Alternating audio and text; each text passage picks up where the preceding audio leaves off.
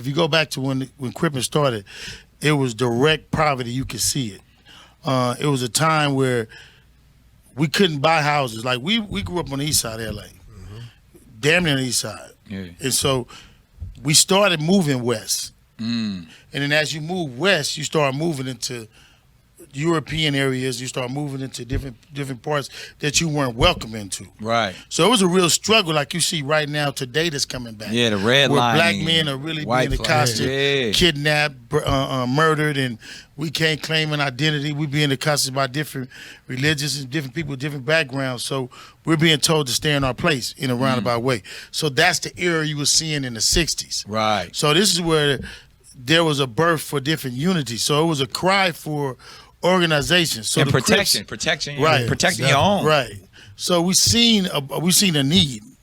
It was supposed to be met by a need, but because of J Edgar Hoover and them, Cointelpro, you seen negative energy be interjected in the organization. And they turned this on each other. And they turned this on the organization. Same way they did with the Black Panther. Right. Same way they did with the Move movement. Same way they did with all these different organizations. We weren't. Negro unity is the most dangerous thing in America. Exactly. That's exactly. And here's the thing we got to get better at, though, bro. Letting the opposition turn us on us. Yeah. Right. It still happens. You know what I'm saying? Even you know what I'm saying? Like, because it should be. But really identifying who the opposition actually is. Because as we said, I'm not your enemy. I'm not your enemy. But they've told us that we're enemies. No, well, like when he said J Edgar Hoover, right? Yeah. Like, what we do it today, issue arise, we don't just act on it, we put it on the table.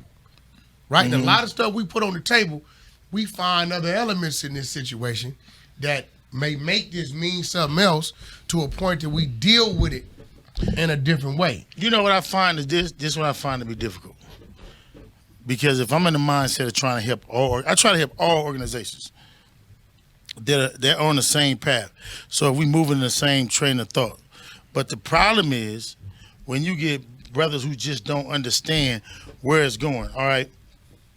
I had a conversation from an NBA player who called me because I talked to a lot of them. His thing was, why are we stopping to play basketball and everybody else is not stopping?